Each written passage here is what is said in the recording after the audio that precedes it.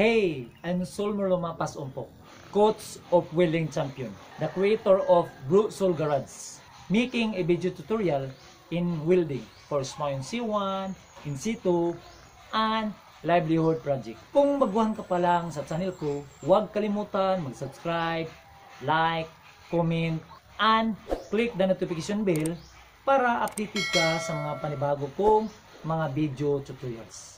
At paalala na rin, hindi po ako perfect sa larangan ng metals at engineering.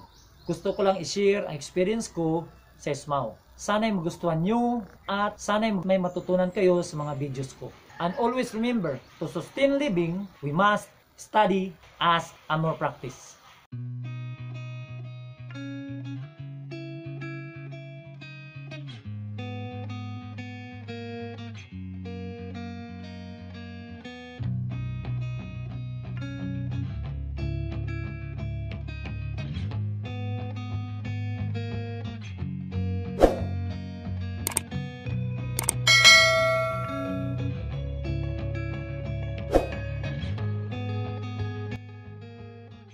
The fabricating, okay, always wear PPEs, welding gloves, welding mask, safety goggles, welding apron.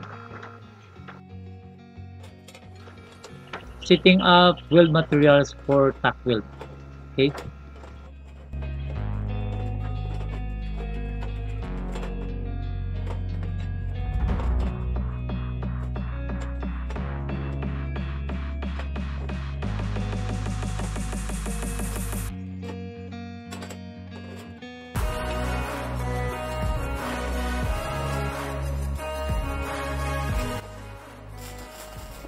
Checking the right angle with tri-square, okay.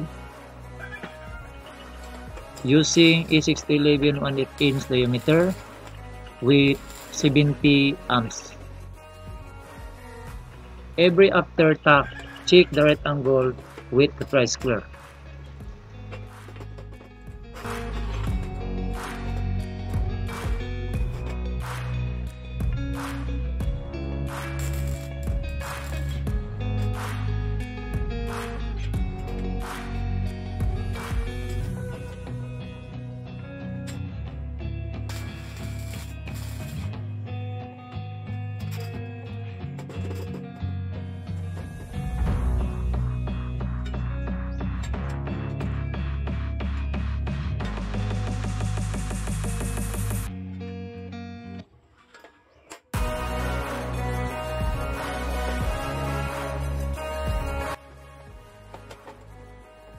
Before tacking, check the desired width 56 cm with steel tip measures.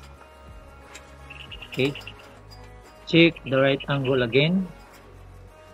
Okay. And checking the 59 cm by 56 cm dimension for perfect rectangle. Tack weld again. And bottoms up the weld material for full weld. Okay. Oops, I forgot to connect the ground clamp.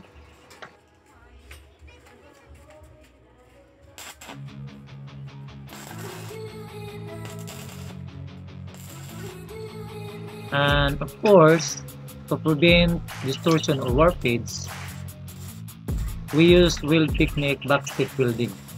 Okay. From 1 to 2, cross direction, 3 to 4. Backstitch welding, a distortion-reducing welding method in which individual welds are deposited in a sequence opposite the direction of overall fabric. Okay?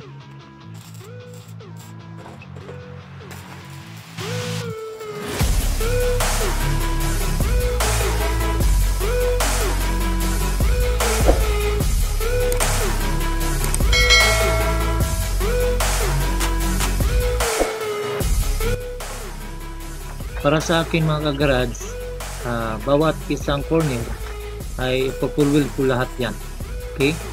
Lalo na't mabibigat yung paggamitan ng pinapagawa sa akin.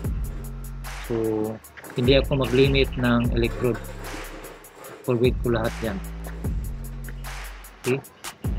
Ganun lang ako pag gumagawa. At pagpasensyahan nyo na mga kagarads, yung weld materials natin, pinaikot-ikot ko. Kasi isang direction lang kasi yung camera natin, kaya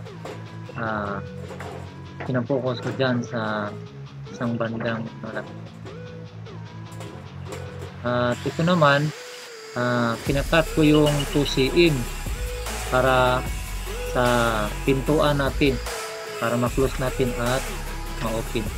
Okay?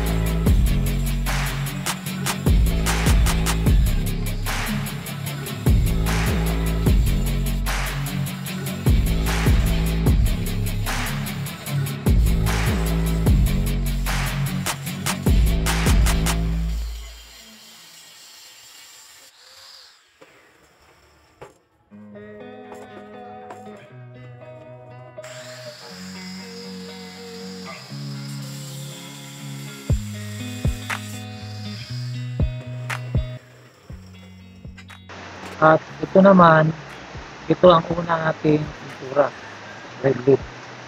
Okay?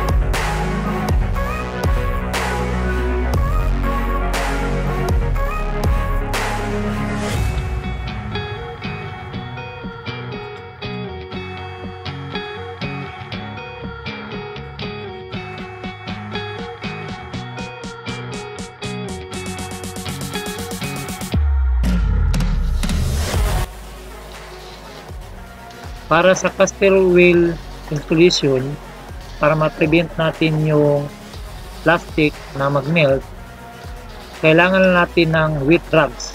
Okay, i-wrap around natin sa plastic wheel para hindi siya mag-melt. Pwede natin ilagay before or after. Okay?